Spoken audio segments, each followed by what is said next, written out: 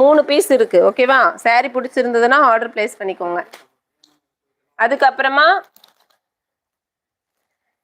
Night வந்துட்டு இந்த butterfly யாருக்கு வேணும்னா ஆர்டர் பிளேஸ் பண்ணிக்கலாம். இதெல்லாம் ரொம்ப அழகா இருக்கு. Butterfly nude colour only 750 rupees தான். ஓகேவா? 750 சாரியோட ப்ரைஸ். இந்த சாரியோட பிரைஸ் 750. Super sorry. ஓகேவா? செம சூப்பரா இருக்கும்.